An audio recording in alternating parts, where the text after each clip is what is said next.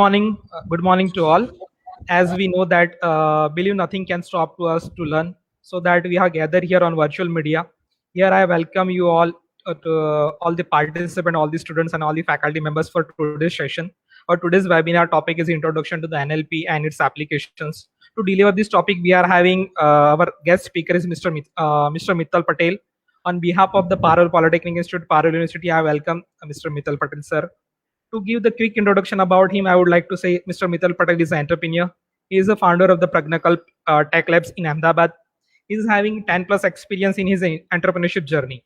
The Tech Labs deal with the chatbot development, Python programming, machine learning solutions, natural language processing, and many other technical things about the computers.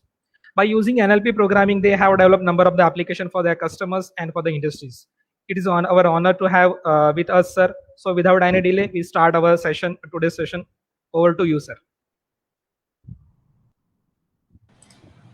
Thank you, Uteshar, for introduction, and I'm very happy to be over here, and I'm feeling honored that you have given me a chance to speak to your students and share my knowledge. So yeah, hope everybody has joined and everybody is feeling pumped up. It's a Saturday morning, so weekend has already started, and like in the beginning of the weekend, like somebody might be feeling that okay, where we have come up and we have to like now go through a session of 1 hour and we have to learn more things. But yeah, I always tell my friends and other people or students to encourage them to work on some weekends. It's not bad to work on some weekends. You can always utilize your weekends because like as they say, work while they sleep, learn while they party, save while they spend, and live like they dream. That gets only possible if you give some extra efforts, right? So yeah, I think everybody is feeling energetic, and you can pat on your back that you are present over here today, and you are going to learn something new. So I'll start with my presentation.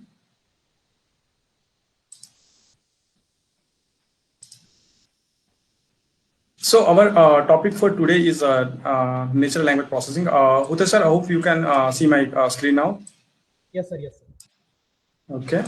So today's topic is natural language processing and its application. So we'll be talking about what is natural language processing, how it works, or what are the applications of natural language processing.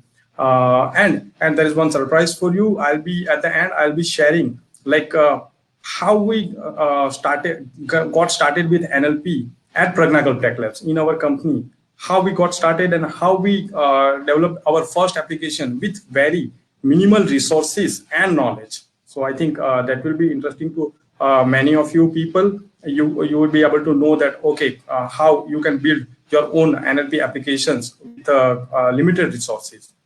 So first of all, I would like to give my introduction. I am Mittal Patel.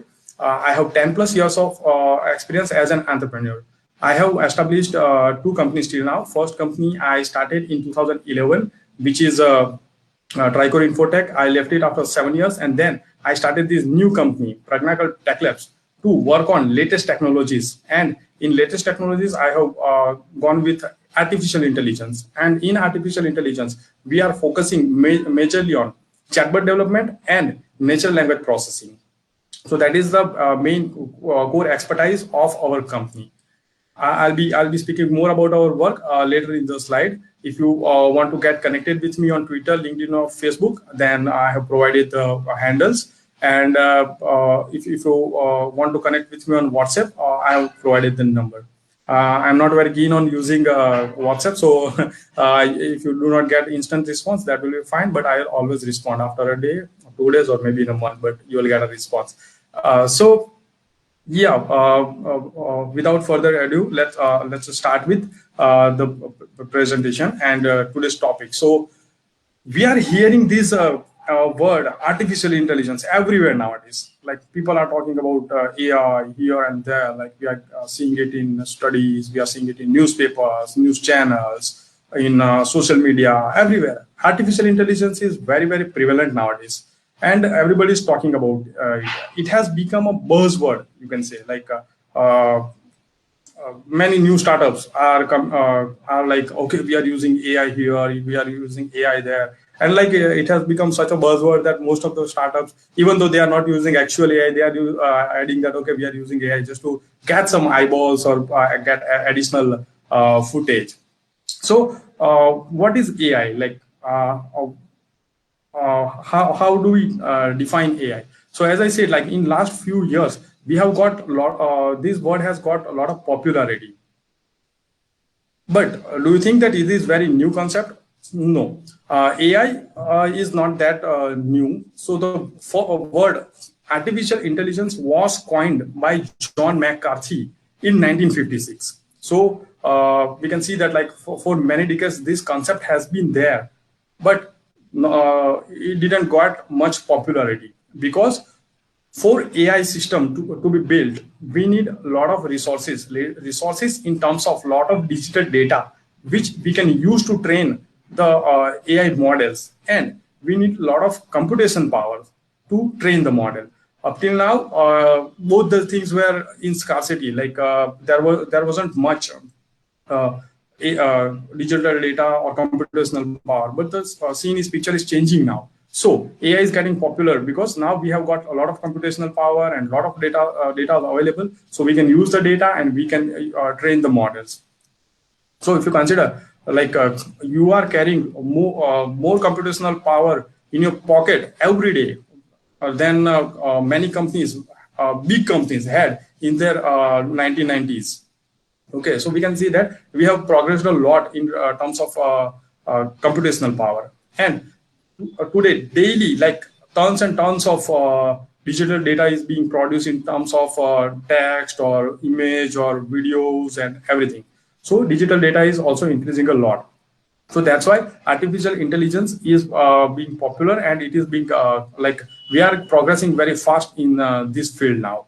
Now, John McCarthy, how did he define? So he defined that it as the science and engineering of making intelligent machines. So, like, what is intelligent machine? Okay, so you can say that computers are very smart. We know that computers can do so many things, and it can do those things very efficiently and very accurately and without getting tired. Okay, it can keep running for days and days, and it will keep generating output. Okay, but is it like really intelligent? Do you think that it is intelligent? So, how do you define that machine is intelligent or not? So we have to know what is intelligence. So how we can say that okay, this thing is intelligent or not? So we have to define this intelligence, and intelligence is defined as the ability to understand, learn, and think. So say suppose humans are intelligent because we can understand things, we can learn on new things, and we can think, and then we can take decisions, right? So human beings are intelligent, but is the same true for computers? Can computers think? Can computer understand? Can computer learn? Okay, if they can, then they can be termed as intelligent machines, but that is not the case all the time. Okay, and to understand that, let us see how computer programming works, because whatever computers can do, they do it via programming. Somebody writes the program and then computers do it. So how usually machine works? So we write the programs and computers execute those programs. And in programs, what we do, we provide some small set of instructions or small set of commands one by one that computer has to execute, and we will be getting some output, or we will be getting some result. Okay, but all these things happen in the limit of what we have defined or what it is programmed to do. So say suppose we write a program that okay, we write a for loop like print 1 to 100, then it will write, no big deal. But it will this we cannot consider this as an intelligent system, because this small program is not learning, or this it is not understanding, or it is not thinking, right? So we cannot term it as a intelligent system or intelligent machine. But what happens in AI? that in AI, machine will do the things without explicitly programming it to it. So machine will do something for which it is not programmed to. How that works? So say suppose I'll give you one example of a content writing system, AI based content writing system. Now we provide an input to the system that, hey, write an article for me on natural language processing. So this AI-based system will take the input, write an article of, say, suppose 500 words on natural language processing. So this input is given to the system. Now system will understand that what it has to do, write an article. What is the limit? 500 words. And what is the topic? Natural language processing. And the machine or the model will write that article for us. Now in this, we have not programmed explicitly that if input is this, then you should give output is this. Like if somebody asks for a natural language processing article, then you have to output this. Okay, it is not explicitly programmed like that, but it will work because machine can now understand that what it is being asked, an article and of 500 word article, and on which topic, that natural language processing. So if that model was trained on natural language processing related content, then it has understanding of what is natural language processing. And then it will write an article based upon its own knowledge. Okay. So that is how system in AI work. We can see that we are not doing explicit programming. Okay. What we program is we create a model and then we program it to learn things. So once we have the model in place, once we have the system in place, then say suppose we train it on a lot of data related to natural language processing, then it will be able to write its own version of articles in natural language processing. Say suppose we train the model on any other data like global warming or wars or anything like sports, any sports if we can take. If we take those data and then if we train the model on those data, then model will be able to understand what it is being input, then it will try to make sense of it, and then when it is asked to write something, it will be able to write it. Okay, so that is how artificial intelligence works. I hope that gives you proper idea or basic idea about what is artificial intelligence. The main difference between normal programming and AI is that in normal programming, we write set of instructions which will get executed one by one and computer will give us output. While in machine learning or AI-based system, machine will do something which is not, it is explicitly programmed to do it. Okay, so that is AI. Now in AI, there are so many branches and fields or areas we can say. Okay, there are so many things like you might have heard of computer vision, you might have heard of data science, robotics, expert systems, recommendation systems. Okay, there are so many like neural networks, and there are so many things. So these are the branches or these are the disciplines or these are the areas or fields of artificial intelligence. And out of that, today we are going to discuss about natural language processing. So we will AI is a very vast field. There are so many subfields inside it, and talking about everything will take a lot of time. Today, due to time limitation, we have kept this session limited to natural language processing. Okay, so let's start with NLP. So the first question is, what is NLP? Obviously, like it is a branch of AI. As I explained, there are many fields and many areas of artificial intelligence, and natural language processing is one of them. Now, what is natural language processing? So it is like giving computers the ability to understand text and spoken words in much the same way human beings can. Okay, so the branch of AI where we deal with textual data, spoken data, written data, that is considered as natural language processing. So in as the name suggests, like we are trying to process the language which is spoken by human. It doesn't have to be just English only, but all type of languages can be included in that. And like using NLP is like searching, analyzing, and understanding and deriving information from the textual data.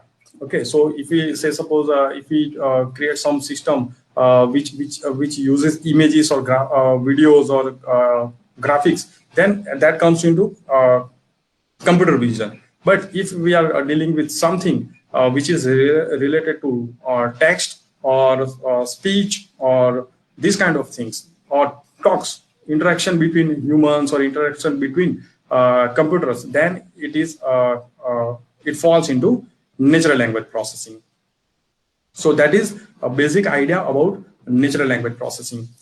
Now, more ideas or how natural language processing works, we will cover in the subsequent applications of NLP, so that you will be able to understand it better and you will be able to know it better, that what is NLP and how it is being used and how you can use it.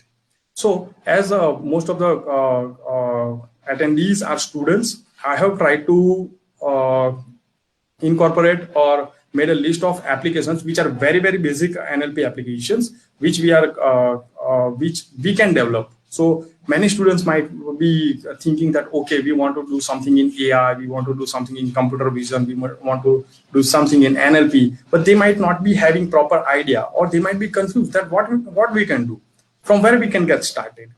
So for that, I have made a list of many applications that can be developed using NLP. And more than half of the applications were developed at Pragnagal Tech Labs. So in our company also, we have worked on those systems. I'll be giving you an example in subsequent slides. So you will be able to know that what are the main use cases of natural language processing. And based upon that, you can decide what kind of projects you would like to build, what kind of applications you would like to build. Many students will be in a 7th semester, they would be starting industry project or their own project in 7th and 8th semester. I think they might get some idea or know-how of what are the applications they can build and how they can build it. So let's start with applications of NLP. Now, NLP based applications are everywhere. Okay, they are just everywhere. I can bet that everybody here attending this session would be using NLP based application on day-to-day basis every day. Okay, every day. So we are like surrounded with all the AI and NLP stuff, but sometimes we don't notice it, or we don't know it, that okay, this could be a part of NLP. So let's start with applications of NLP. First is auto-completion. Now everybody would be aware of this, and many people would be using it, as I said, daily. So when we start writing in Google Mail, when we are drafting an email, okay, as soon as we start typing, we get suggestions. Okay, so here I have written that I hope you all are doing well. So I hope you all, I just wrote that and I got the suggestion, are doing well, and which is very accurate, I would say. Okay, so how this is developed, how this is built, it is based upon NLP. Now, again, I will go back to the how it is different from normal programming. So here, like a machine learning model would be providing us this suggestion that if it is I hope you all, then it will say that are doing well. The suggestions would be are doing well. It would not be explicitly programmed that if somebody writes I hope you all, then you should give the suggestion of are doing well. Okay, so that is a good example of explicit programming and AI based system. Okay, so now let's go to next application. So that is auto completion. Everybody uses this daily. Now here, like again, this is fully NLP based system. It's AI based system. Like it just not provide the suggestion, but it provides personalized suggestion. So say suppose if I write a natural LAN, then I'll be getting these suggestions. If you will write it, then you will be getting some different suggestions based upon your past or previous searches. So again, machine keeps learning from your usage of the system, and based upon that it generates recommendation or completion, right? So this is also another very good example of NLP. Then next is autocorrect and word suggestion. Again, this feature is being used by almost all of us on daily basis. So when we start typing on mobile, we start getting suggestions. Some of the words, if autocorrect is enabled, then they will even get replaced automatically, or we will be getting word suggestion. Okay, so here again, the suggestions that are being provided are not specific or hard-coded kind of thing. Okay, it will learn from your patterns. So even so, if you have, say, suppose habit of writing in Gujarati, okay, तो like તમે એમ લખશો કે કેમ KEM, તો automatically suggest કરશે CHHO, okay, because it knows you might have wrote this previously. So here again, like a system, NLP based system is continuously learning from your usage, from your pattern, and based upon that it is providing you suggestion, and it will be different person to person. It is not like the system will provide the same suggestion to everybody. It will be different person to person. Okay, got it. So this is also another very popular application of NLP. Then grammar checks. It is same as like what we saw earlier, correction, auto-correction or auto-completion. We are getting suggestions based upon what we are writing. And those suggestions are again not hard-coded or programmed. Say suppose Grammarly, they say that they have AI-based system. So they must have developed NLP-based model, which will continuously keep checking what is being written, and it will figure out that okay, here it is wrong, there it is wrong, and then it provides the suggestions that okay, these are the mistakes in the sentence which is written. Okay, next application is text paraphrasing.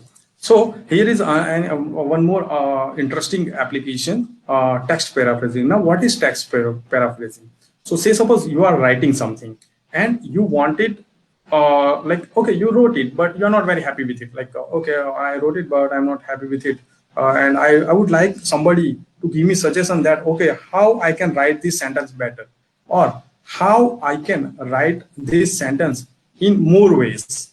Okay, so for that, we have developed this text paraphrasing system. So this Machine Writes is our own website.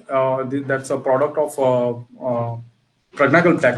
There will be more examples of other products down the line. So one of the things that we have developed is this text paraphrasing. So what this text paraphrasing does is, if you provide it an input, either one or two sentences or even whole article, then it will take this article.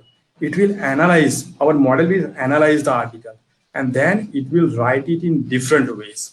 So say suppose in output you select 3 or 5, then you will get 3 or 5 different ways to write that article or the sentences. Okay, so how that becomes possible? That becomes possible because of natural language processing. And what, like, how we can develop this system? So we have to take a model and then we have to train it. We have to train it on a data set that, okay, these are the different ways that one sentence can be written. So machine will learn from it, and then it will generate output. I will be coming to this topic of how to train the models and how to create our own NLP based model later on. Okay, so that is text paraphrasing. Then another good example of application is language translation. So we use this translation multiple times, right? Like Google Translation is very, very popular. So we provide some input and then it provides us output in the selected language. Now we can interchange, like we can write in Gujarati and we can get the output in English. And there are like dozens of languages available in Google Translate, if we say. So that is also using NLP. NLP is being used to do the translation. Most of the translation systems nowadays are NLP based, like it is called machine translation. And most of the most of the companies, big companies like Amazon, Facebook, Microsoft, they are providing these services of translation, and they are using machine learning models to do this task. Then speech recognition. So say suppose we want to write something, but we don't want to type it. Then what we do? We use the speech recognition system of any application. So say suppose if you want to search something on YouTube, I think it is very popular nowadays, especially with the kids. Like kids do not type. If you have noticed, like 4 5 years kids, if they are using YouTube, I have not seen them typing. What they usually do, they just search for search box, then they click on the mic icon, and then they will speak. Okay, so here, like, our own speech is being recognized, and it is being converted into text. So that is also being done by NLP. Natural language processing is used for this speech recognition and this speech to text conversion. Even if like a small child will speak something, Indian child or USA child, everybody has got different accent, but system will be able to recognize it with very good accuracy, I would say. So still like models are being improved. We are progressing in this part, but till now there are some models being offered by Google, AWS, which are highly accurate, even though like we speak in Indian accent or any other country's accent. So that is also being done using NLP. Then the reverse. So say suppose we provide text as an input, and then it gets output. Like we get speech. Like we write something, and where we get the output as a speech. Now, this can be done with normal programming as well, but normal programming will not be very effective. So if I give you an example, Google is developing this WaveNet. They are calling it WaveNet system. So the model or the output of that WaveNet is so accurate that you would not be able to tell the difference between whether it is actual human or the robotic speech. Okay, it can understand the context of the sentence. It knows that okay, this is some angry sentence, so it needs to speak in that manner. It is surprising sentence, so it needs to speak in that manner. So these kind of things cannot be done with normal programming easily. So for that, we are using NLP based systems. So this text to speech is also very popular, and it is being used at many places. Then text classification. So mostly like when you will get started with NLP, you will come across text classification, because it is very basic application of NLP. So let me explain more. So what is classification? So say suppose we take some input and we classify it into different categories. Okay. So for that, we have taken an example of sentiment analysis. So in sentiment analysis, there are two classes. Say suppose positive and negative. That could be third one as well, neutral. But we have taken only two, like positive and negative. So we train the model to do the classification of these input, and on that, like if we are providing it input like I am happy, then it is positive. I am sad, negative. I am not feeling well, negative. He is very good person, positive, and so on. So we can see here that the classification is done on a sentiment. So it will be either positive or negative. And another example of text classification is this emotion detection. Again, like this sentiment analysis and this emotion detection analysis, we have developed this demo, and they are live on our website, demos.pragnacal.com. So after the session, you can go there and then you can play around with it. You can provide your own input and you can try it. So in this text classification of emotion detection, we have taken multiple classes like love, sadness, joy, surprise, anger, fear. So these type of classifications are used for this particular application. So text classification, as I said, like it is very basic application of NLP. If you are starting with NLP, then this could be a good starting point. You can start with text classification. You will be able to find good amount of data sets on for doing the text classification. So you can find the data set and you can train it. Again, like we will come back to that topic later. Then this is text summarization. So in text summarization, like what we do is, say suppose you have a very lengthy article and you want to summarize it into 2 to 3 sentences, say suppose. So what you can do is, like you can build a model which will do the summarization task for you. Again, you have to have a data set for summary, like news articles, and then their summary version. So if you have a large amount of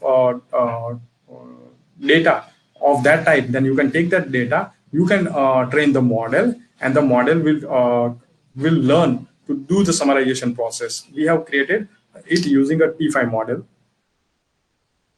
Then information extraction. So this is also very interesting and very useful application of NLP. Like we can create an information extraction system using NLP. Here I am giving an example of resume parcel that we have created. So say suppose there are 50 students and I ask for their resume, like, okay, provide me your resume. So I will get 50 resume. Now, all these 50 resumes will have all those resumes will have different format. It is not necessary that in all the resume name is written or name is mentioned at some place, like on top left there say suppose name, on bottom left say suppose there is some educational qualification, on middle there is university. It is not decided. Okay, everybody is creating resume on their own format. Like it is completely there could be infinite ways of the resume. So how do we find information? How do we extract useful information from resume parcel? Okay, so again that cannot be done with normal programming. Like we cannot write that, okay, here would be something, take it as a name, here would be something, take it as a email address, here would be something, take it as a phone number. So what we do is we took a lot like hundreds of resumes. We extracted information from those resumes and we then train our model. And then that is how we created a model which is now capable of extracting information from resume. So even if the resume is not predefined or set format, the machine is able to find or extract the required information from it. Okay, now the same information extraction system can be used in many industries and many ways. This is just one example, but say suppose if you want to, if you have 1,000 different type of invoices, you want to find out which company has raised invoice and whom they have sent the invoice, which company they have sent the invoice to, what are the details in the invoices, what are the products that are sold or services that are sold, what are the prices that are sold at. So those kind of information can be extracted using NLP based systems. So that is one example of information extraction. Another example of information extraction is again this named entity recognition. So say suppose here we have provided this input, like the US President Donald Trump came to visit Ahmedabad first time at Mottara Stadium with our Prime Minister Narendra Modi in February 2020. So what our model did is, like it learned or it understood what this sentence is saying, and out of that it extracted the information that US is a location, Donald Trump is a person, Ahmedabad is a location, first is an ordinal number, Mottara Stadium is a facility, Narendra Modi is a person, February 2020 is date time. Okay, so in this, to develop this model, what we have done is we have collected thousands of such examples, like this is the sentence and these are the entities from that sentence. Okay, so we that is how we create the data set. Now after creating the data set, we train the model on that data set. If you consider, like in the training data set, we did not have like a similar sentence or same exact sentence like the US President Donald Trump came to visit, which we have taken as an input over here. But still, machine is able to understand that, okay, US would be the location, Donald Trump would be the person. So that is the power of natural language processing. Like it can do the things which is not, it is explicitly programmed to do, or which is not, it is directly trained on. Okay. Now let's move to next application, that is recommendation system. So recommendation systems are also very popular. Like many people use it, and many companies are using it. Like we get recommendation on YouTube, Amazon, then IMDb, Facebook. We keep getting so many recommendations. Now some of the recommendations can be used with normal statistic things, but some of the recommendation systems can be developed using NLP. Now, why NLP? So say suppose if I give you an example over here. So this is the movie recommendation system that is developed by us. Now here in this movie recommendation system, we used different type of data points of the movie. So what type of data points? Like movie name, the director, the actors, then description, like 2-3 paragraphs of description, then synopsis. So these kind of data points we have used. So obviously, like we cannot use a normal statistic model to generate a recommendation using these data points. We have to use NLP, so that this description, director, movie name, machine will learn from all these things, and then it will generate the recommendation for other movies. So here I have given input of Iron Man, and then it is giving me other recommendation of Iron Man 3, Iron Man 2, X-Men Origins Wolverine. So there, we can see that those are like very connected movies, we can see. So again, like NLP can be used to develop a recommendation system. Then intent classification. So say suppose we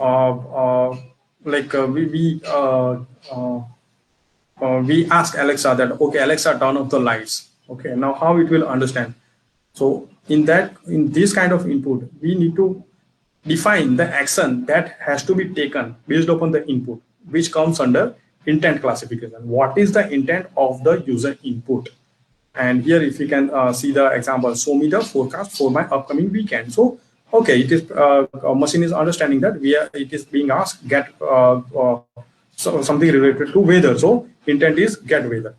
I need a table for on 23 December at 7 p.m. Now here the intent is book restaurant, right? I'll give you another example of this. So say suppose I need a table for 2 on 23 December at 7 p.m. So intent is book restaurant. So restaurant needs to be booked. If we merge that with our named entity recognition, then our named entity recognition will be able to figure it out that how many person, 2, on which date, 23 December, and what time, 7 p.m. So if we can see that if we combine intent classification and named entity recognition, then we can get very good idea of what is being input or what is being said, right? So yeah, there are some more example like play 60s evergreen playlist. So it is play music. So the movie schedule at United Paramount Theatre. So search screening event. This is also very popular application when we want to know what actually users are trying to say or what is users input. Okay, let's move to next one. This is text generation or content writing. So I gave you this example in the beginning. So say suppose we have one model which is capable of writing content. Okay, so we give some input to the model, and then it will generate article based upon the input. So obviously, like for this kind of system, for this kind of NLP model, we cannot create it very easily. Okay, it requires a lot of data, lot of textual data, and lot of computational power to train the model on that textual data. So that's why there are some big companies who has open source models, or they are providing this service. We have, for this example on machine rights, we are using GPT-2 model. There are other models also like GPT-3, GPT-5, and other models that we can use. Then everybody is now familiar with these. Like Apple has their own Siri, or Microsoft Cortana, then Amazon has Alexa, and Google has OK Google. So chatbots and virtual assistants are also very popular nowadays, and they work on NLP based system. So like this is a very good example of human interaction with the machine.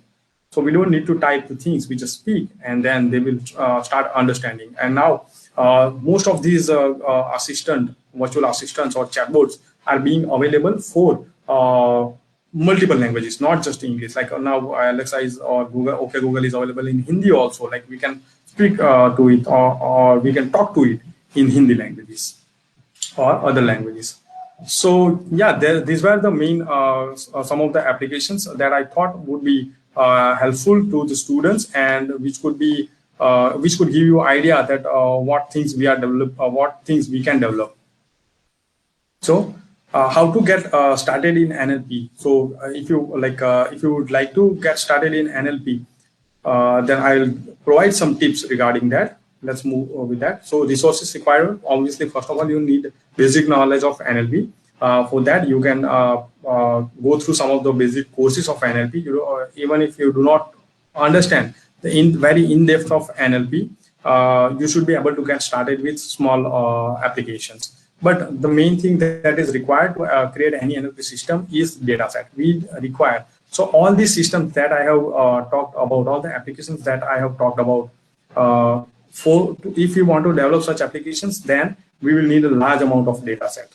So say suppose for this sentiment analysis data set, we had a data set of say suppose 20,000 or 30,000 records which were classified in positive, negative, neutral, or even 100,000. More than 1 lakh records were there. So creating a data set will be required. Then you need a lot of computation power. So once you have the data set, once you have the algorithm or the model, then you can train it. But for that, you need a lot of computation power. But both this data set and computation power are not easy to find or not easy to get by. So how do you get that? So for that, like many open source data sets are available. So if you want to build your own, say suppose text classification or sentiment analysis system, then there are data sets available. There is a Twitter data set and there are other data sets available. So in which like there is one column is of sentences and second column is classification. So you can use those data sets. So initially when you are getting started with NLP, always start with looking for open source data sets so that you can get those data sets and then you can train the model. If you try to create your own data set, it will take time. Then how do you get the computational power? So for that, I would recommend using Google Colab. Google Colab is a service provided by Google on which they are offering GPUs and TPUs. So you can run your own command. You can train your own model. I'll give you an example of Google Colab in next slide. So how we get started at Pragmatical Tech Labs? When we started in 2018, like it was a small company, it was a bootstrap company with no funding. So and as I said, like if you want to create any AI-based or NLP-based application, it takes a lot of efforts in terms of creating the data sets and in terms of money. Like we need a powerful GPU-based systems, and obviously that is on cheap. So what we did. So first, we decided that we would like to create a question and answering system. So what is question and answering system? So we provide one paragraph, and based upon that paragraph, somebody can ask the question, and the system will find the answer from that paragraph. Okay. So why we wanted to do it? Because it was cool. Like I found it very intuitive and very interesting. That okay, I am providing some question paragraph, and then we ask the question and it finds the answer. It is a complete like fully AI-based system, we can say, and that could be used as a demo. So we decided that okay, first let us develop this question and answering system. But to develop this question and answering system is not easy. Okay, like we need to have a model which can understand the text or language. And if you have to build it, requires a lot of efforts, a lot of expertise, and we didn't have any out of it. So what we did is at that time in December end, Google has open sourced a pre-trained model named BERT. Now this BERT is very popular model till today, and it was trained on very, very large amount of text. So it had the capability of understanding of the text. So what we did, we took that pre-trained model. So our base was ready. We were going to use this BERT model. Now we wanted data set. In data set, we can say that we need a data set where there will be a paragraph and there will be some questions and answer based upon that paragraph, so that we can train the model accordingly. But again, creating that kind of data set is also very difficult, and it is a huge task which as a small company we cannot do. So what we did, we found this squad data set. Squad data set is available freely, and it is open source. You can download it from their website, and it has more than 1 lakh question and answer. I think more than 19,000 paragraphs and more than 1,30,000 questions and answers. So we got this huge data set. So what we did, we used that data set to train our model. Now again, for training the model, we needed a computation power, and for that we use Google Colab. So we ran the script on Google Colab. We took the pre-trained model of BERT and we fine-tuned the model on this squad data set, and that is how we created this question and answering system. And the demo of that system is still live on our website. It became very popular since the very beginning, and till today it is being used by or tested by many users on daily basis. If you want to check out the demo, you can search on Google BERT Q&A demo. Our demo link will be on the very first spot. So you can provide your own paragraph, and you can ask your own questions, and it will try to find the answers from the paragraph. So that was also very interesting application that we developed. We have also open sourced the tutorial. If you want to build your own question and answering system using BERT, then here is the URL, bit.ly/BERT Q&A tutorial. You can go there, and there we have provided all the information that how we created this Q&A system. And if you want to run it on Colab, then even you don't need to prepare the Colab. We have open source this Colab file as well.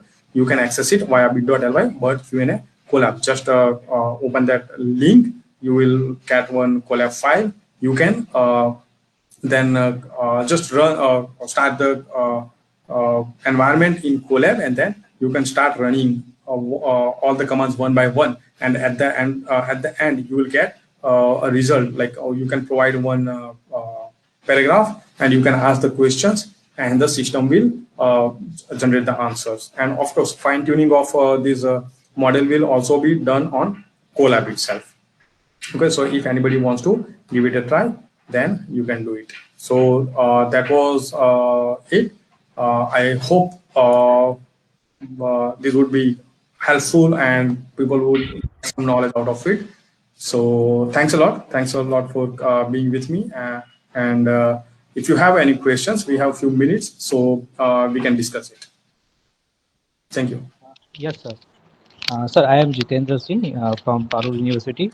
Yes, sir. There are some questions from the students. The first question is, which are the tools required to make the machine learn? Is there any specific tools to make machine learn? Okay, now that's a good question. So tools, I would say, first of all, currently there are many languages which can be used, but Python is I would say is leading right now. So it's not exactly a tool, but you can start learning Python, and then there are many libraries available. So TensorFlow is there, Keras is there, PyTorch is there. So these libraries can also be used to build NLP or general AI-based system. So what happens is, say suppose you want to build something. Now in AI, all the things that we are being developed are quite complicated. We cannot build it from scratch. And okay, obviously we can do it, but it will take a lot of time, and we need to have a lot of knowledge and expertise. So what we do is, we take the things which are already built. There are so many libraries in TensorFlow or PyTorch. There are so many functions, so many algorithms are already there, which can be used directly. Okay, so we don't have to write it from scratch, or we don't have to develop it from the very beginning. So, and there are some other tools are also available, there is Veka tools, and there are some other tools. MATLAB is there. So if you are considering GUI based tools, then those tools are available, which you can use. Okay, But sir. mainly Thank you. these programming languages and this know-how of how to use these ready-made libraries. Currently, Python and R. These are the two languages which are leading in machine learning or AI or NLP field. We are preferring Python. We have mostly done almost all of our work on Python. Okay, thank you, sir. There is one another question that, sir, Google Colab is totally free for all the user. Yes, it is. So obviously, it has some limitations. One limitation is like once you start the session will expire in 8 to 12 hours. So that is one limitation. Second, Yes, it sir. has 12 G, it provides one system which has 12 GB of RAM and some CPUs. So if your application requires more than 12 GB, sometimes they provide 25 GB as well. In paid version, they are providing 25 GB. But again, like if you are building something which requires more than 12 or 25 GB of RAM, then Google Colab will not be useful, or that will not be the case. Then sometimes it provides higher end GPU, sometimes it provides a lower end GPU, but mostly it is providing higher end GPU. So that's a good part of it. So, but ultimately, if you are using a free version of Colab, then it is absolutely free. Whatever type of usage you can do it, it is absolutely free. Till today, we are in our company, we are using Google Colab very extensively. We have now got a couple of paid versions as well, but free versions are were also very helpful when we did it. Okay, sir. So thank you very much, sir. Okay, Uh, another thing, like there are some credits being provided by Google Cloud Platform and Azure. So like Google Cloud Platform is providing $300 worth of credit if you activate your billing. So Yes. you have to provide your debit card or credit card information. They don't charge you until you convert to paid account, but they will provide you $300, which you can use in 2 3 months. So Yes, that's sir. a good option to use free computational power. Yeah. Go ahead. Sir, there is one question. Like, can you just shortly give about what is how the BERT is working? Sorry, how? How the BERT is working? Like you So, have mentioned in your yeah. slides. Okay, fine. So, BERT is a pre-trained model. Okay. So, what is pre-trained model? Now, pre-trained model is being created using deep learning methods. So, if I give you an example of BERT or GPT-2, which is also a open source and pre-trained model, so those models are trained on like GBs and GBs of data. Okay, large amount of data. Say suppose all the web pages of internet, all the books in the world, they collect all that text and then they train the model. Now, those models are not say suppose BERT is not uh, trained for particular task. Okay, it is just being trained on normal text on deep learning method. So if it will keep learning based upon the text on its own, and it is provided tons and tons of data. So it will have its own understanding. It builds its own understanding that what is the language, how the language works. So that is what BERT does. Now, as I said, it is not trained for particular task. Okay, so it understands the language, but it will not do the particular task. Now, say suppose if I want to build sentiment analysis using BERT, then if I will directly use the pre-trained model, then it will not work properly because it is trained, but not for that particular task. So what we can do is we can take the data set of sentiment analysis and then we can fine tune that model. So what happens is BERT already has a very good level of knowledge understanding, and on top of that, we are teaching it to do the sentiment analysis. So the result of that sentiment analysis will be very good because it already has some very good capabilities, and we are providing some further training to it to mold it to our purpose. So the same way, like we can take the question and answering data set and we can train the BERT model. So BERT is open source by Google. Now there are this GPT-2 model, which is also another popular model. It is open source by OpenAI. So there are so many such other models available, but most of them works on this principle that using deep learning method, they are trained on large amount of data, general data. Hope that answers your questions. Yes, sir. Yes, sir. Sir, like you are having your own firm. So, like you are Yes. providing the training to the students or the other faculty members or anyone who want to train for the like particular week or month.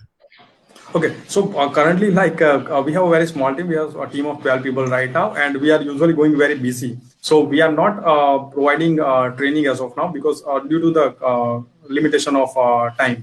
But yeah, if there is something we decide, then definitely I will let you know. Okay, sir. Okay. Okay, sir. Thank you, sir. Thank you, sir.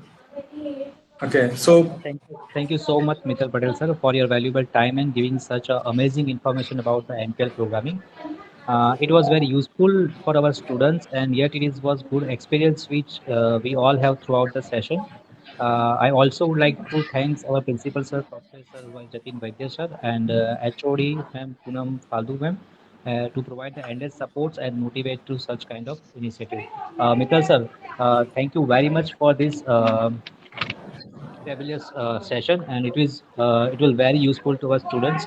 And this NPL language is, I think, so many students are not knowing about the NPL. They are all know about the artificial intelligence, but they don't know about the NPL programming. But from today onwards, they all know about the NPL programming. So thank you very much, sir. okay, thank you very much for inviting me.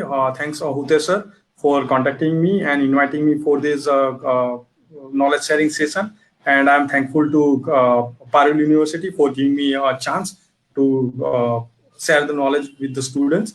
And if any student has any queries or they have any questions, and if they want any kind of guidance in NLP, then definitely feel free to contact me on either Twitter, LinkedIn, Facebook, or you can even send your queries on WhatsApp.